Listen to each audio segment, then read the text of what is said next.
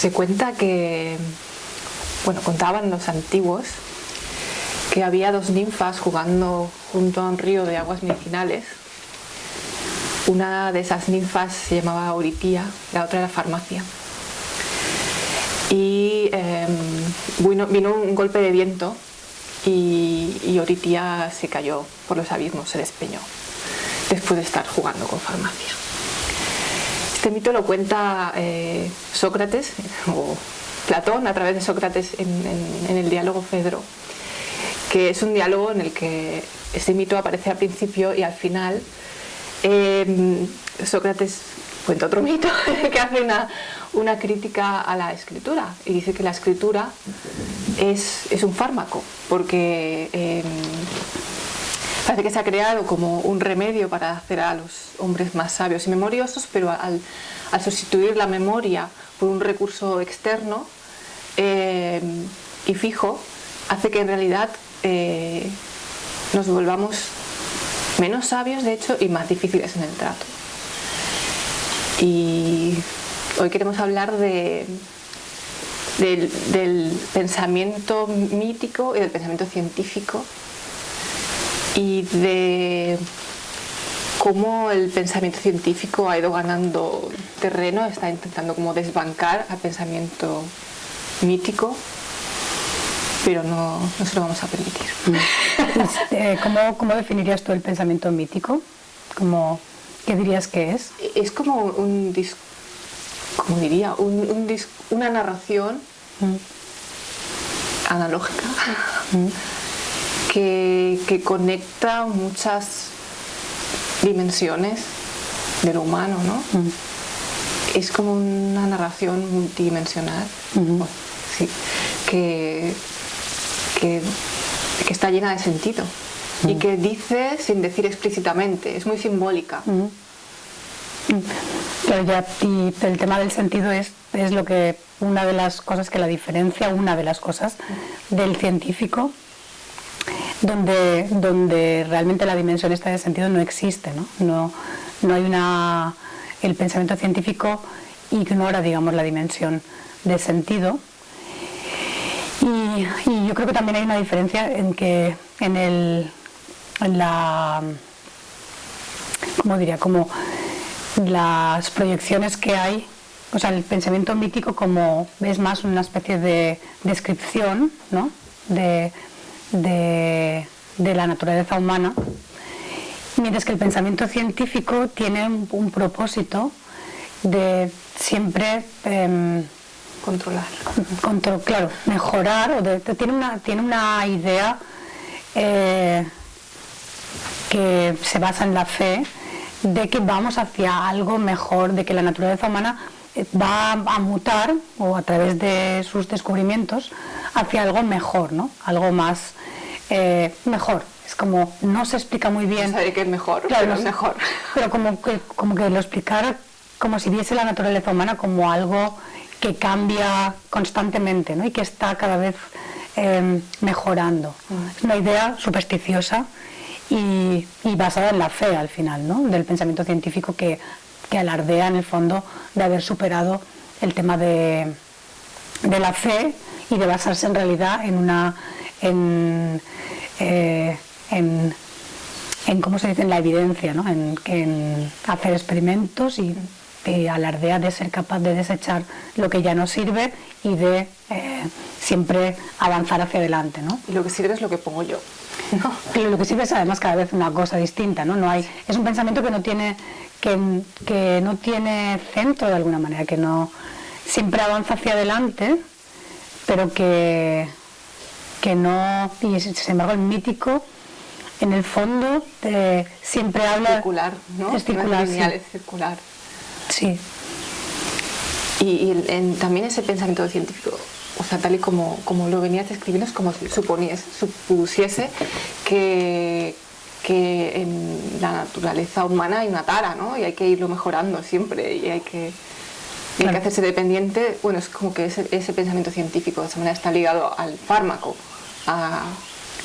al recurso externo que viene a sustituir una capacidad nuestra. Claro. como ahora con el tema de inmunizaciones, ¿no? Es como al final el modo de pensar científico implica una desconfianza inherente hacia el ser humano, ¿no? Hacia su capacidad de afrontar la vida, es como, y lo delega en la técnica, ¿no? En la ciencia, que además es algo que constantemente avanza y que, lo que decías antes, viene a sustituir capacidades que hemos tenido, que tendríamos, pero que no pueden ser si se les proporciona una única alternativa, ¿no? Que es, por ejemplo, ahora el tema de la única manera de enfrentarnos a lo desconocido, ¿no? Que representado por los virus también en el mundo. La única manera de enfrentarnos a ello ahora es recibiendo una vacuna, o sea, inmunizándonos artificialmente a través de la técnica, porque solos no podríamos, ¿no? De repente no algo que venimos haciendo cientos de años, de repente ya no es posible, ¿no? Es como la única... es una dependencia, ¿no? Lo que, es una atrofia de nuestras propias capacidades. Sí, y dependencia cada vez mayor de esa ciencia, ¿no? De esa técnica. Al final va muy unido, ¿no? El pensamiento científico y el pensamiento tecnológico. Claro, antes, bueno, estábamos hablando, ¿no? De esos golpes que ha habido, que quizá como ha habido, estamos hablando de 3 más representativos, pero que es algo que ya venía de antes, ¿no? Claro, tú lo sitúas en Platón, ¿no? Como la alfabetización. Aparte ese mito con el que hemos empezado es como muy... Es como cuidado con jugar con farmacia porque te puedes despeñar. Y ahora somos... Bueno, quieren que seamos todos horitía, ¿no? Despeñándonos después de haber jugado con farmacia. Y otro de los puntos que importantes es esta lucha por la hegemonía, por la dominación, ¿no? Del pensamiento científico, que parece que ahora triunfa además, ¿no? en estos momentos. Y todas estas pequeñas señales que hay en el día a día que nos pasan desapercibidas, pero que vienen en realidad todavía a desbancar lo que queda de magia y de misterio, ¿no? Incluso en lugares tan criticados como la religión católica, por ejemplo, el otro día salió una noticia que ya no hay agua bendita en las iglesias, que es hidrogel, ¿no? Desinfectante. O sea, es como todos estos pequeños actos simbólicos, ¿no? De sustituir el agua bendita por desinfectante son al final una muestra de dónde está el poder actualmente, ¿no? Quién está dominando. Y siempre con bueno, como siempre hacen los humanos, ¿no? Siempre con esta subtítulo de por fin nos estamos deshaciendo de algo supersticioso para llegar a una... Superstición mucho mayor. Sí, claro, pero que no se ve como tal, ya. Precisamente por la superstición de la gente de confiar en los expertos y de pensar que ahí hay un método que quién sabe qué es, del que no se puede, del que no pueden conocer, ¿no? Que es una especie de misterio, otra vez, un misterio como el que había en las religiones, ¿no? Y en la cristiana, que no se puede conocer, pero que está ahí, dotando también un poco alimentando incluso esa parte nuestra de necesidad de eso, ¿no? De misterio y de desconocimiento y de distancia, pero argumentando de otra manera, ¿no? Un misterio desacralizado. Sí. Hecho puramente para narcotizar, sí. Que hacen los fármacos.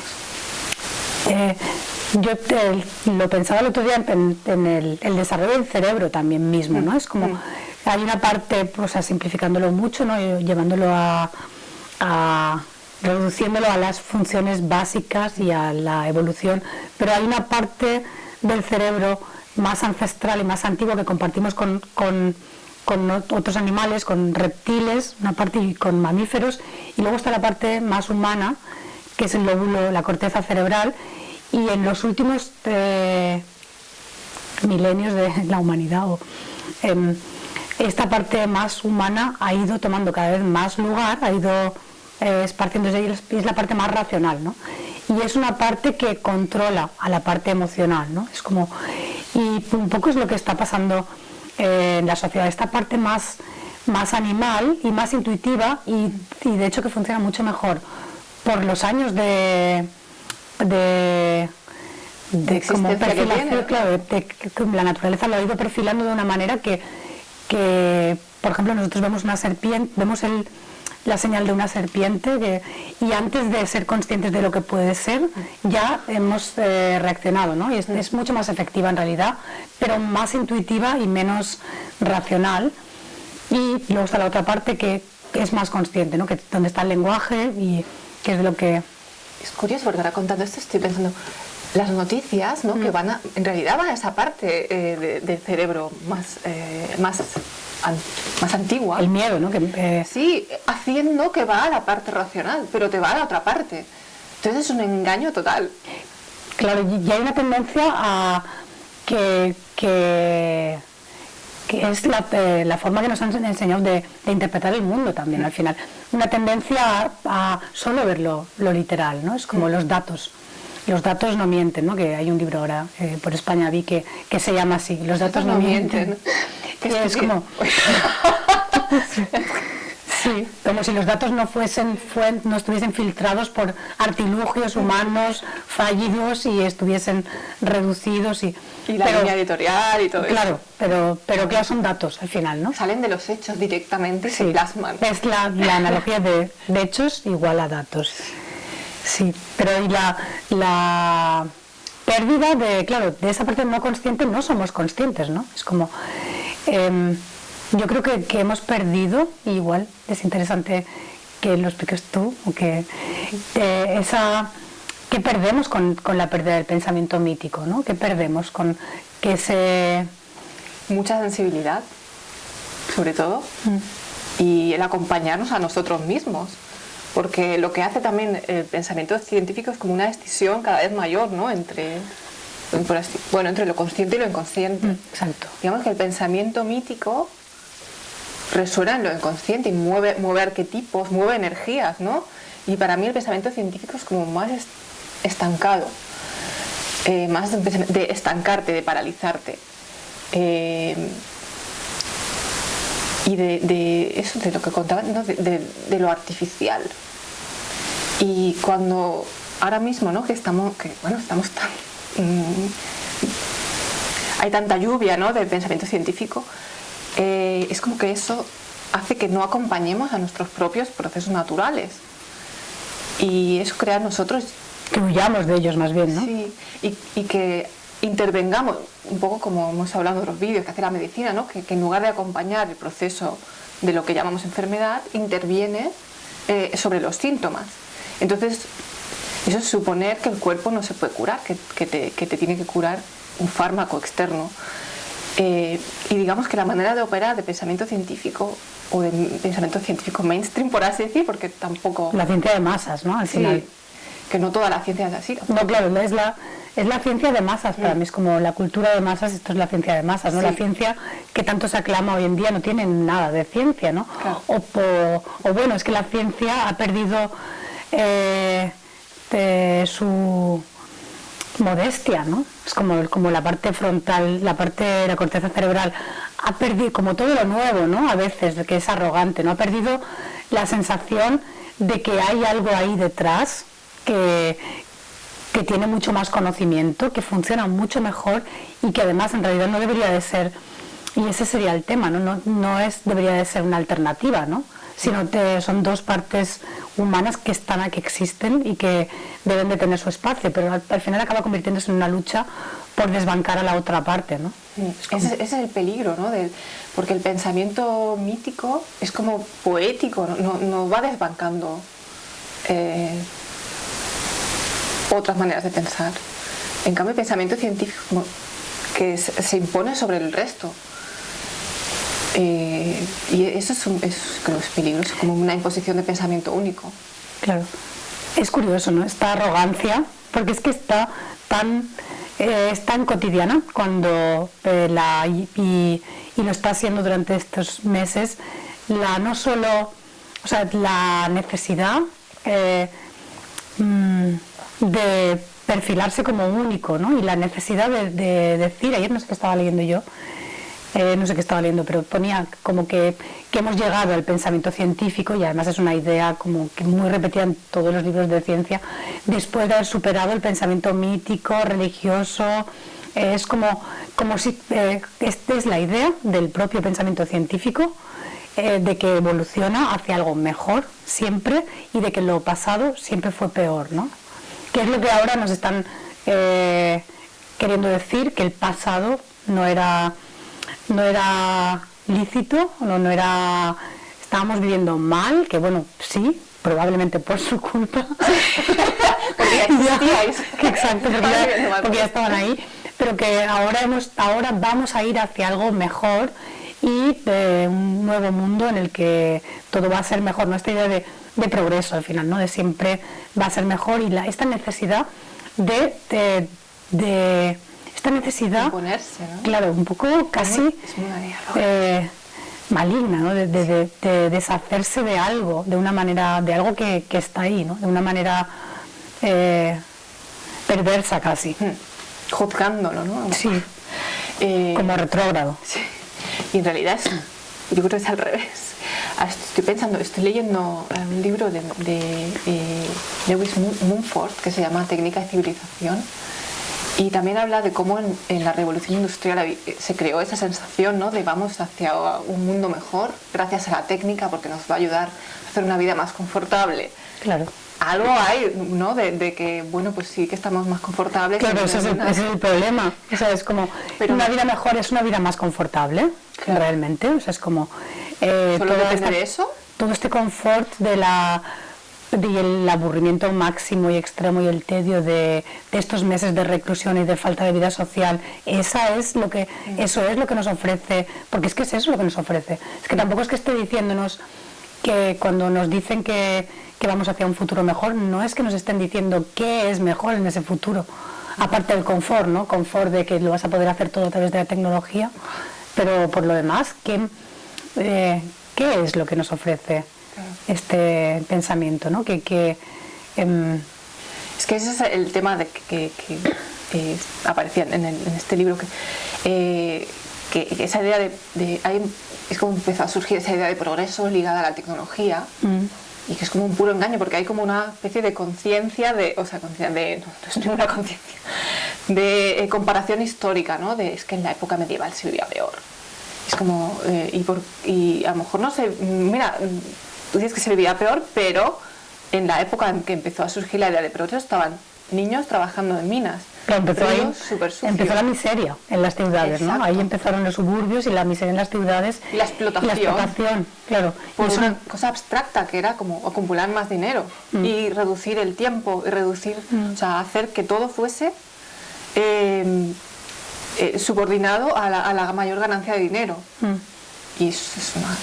Pero yo esto, claro, como que la pregunta también que nos podemos hacer es cómo cala esto en la gente, cómo cala este engaño, ¿no? Cómo está calando, ¿no? Ahora es curioso porque lo estamos observando a tiempo real, ¿no? Cómo está... Porque te hacen pensar que ahí está tu supervivencia, que si tú te vacunas vas a sobrevivir mejor, que si tú trabajas... Con el miedo, ¿no? Al final.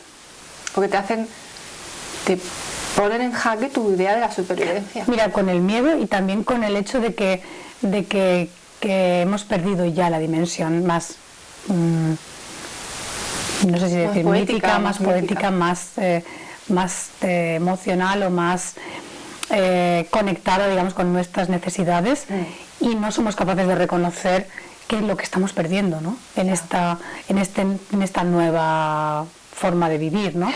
Es como, vale, ok, nos ofrece, es como no hay alternativa a la vacuna, es la única manera, porque además cada vez se estrecha más las posibilidades de resistencia, ¿no? Es como... La otra alternativa es hacerte un test cada 5 minutos. Claro, pero ¿qué pasa? ¿Que antes no estábamos viviendo? ¿O qué pasa? No había virus. ¿De dónde viene esta idea de que el mundo ha cambiado tanto que necesitamos cambiar de paradigma? Es como... Sí, ya está... ha habido...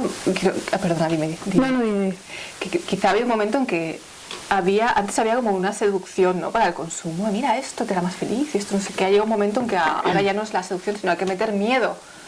Y está mucho el tema de no hay alternativa. Como ahora, a mí Berlín me parece muy interesante porque yo ahora vengo de un pueblo, de Denia, y allí no hay tantos anuncios como en Berlín por la calle, ¿no? Pero Berlín es que es una ciudad que está llena de anuncios y entonces vas viendo a tiempo real lo que te están ofreciendo como futuro, ¿no? Y el mensaje al final es como vivíamos mal y vamos a vivir mejor. Y esta es una característica del pensamiento científico, es como te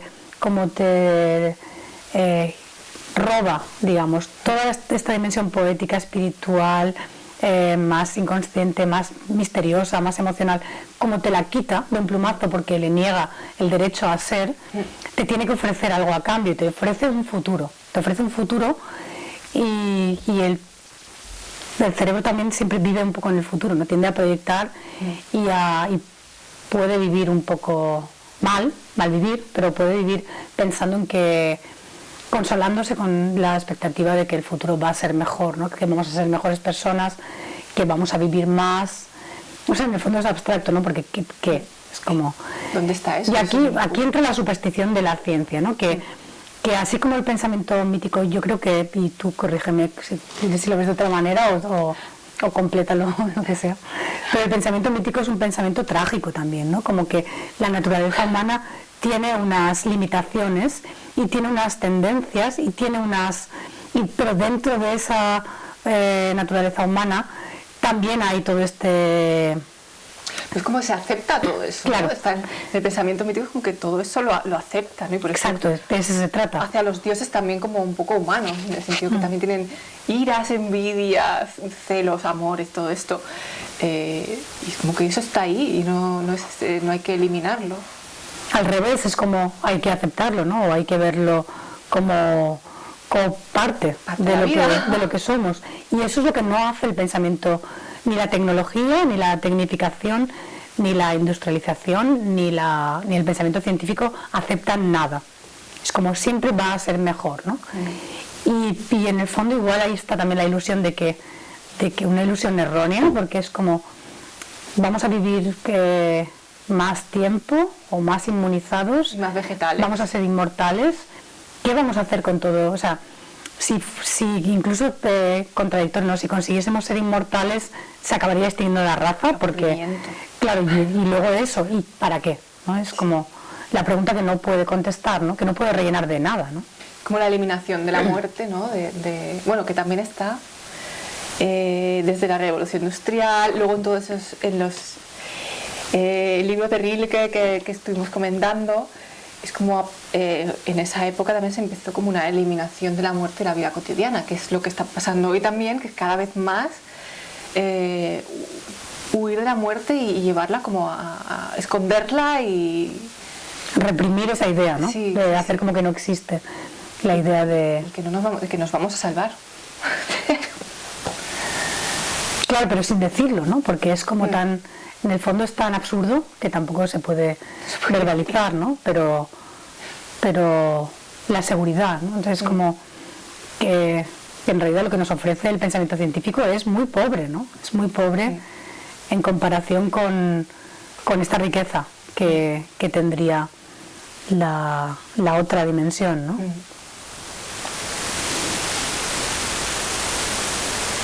¿lo dejamos aquí? Sí, ¿te parece? Pues hasta aquí. ¿Cuánto?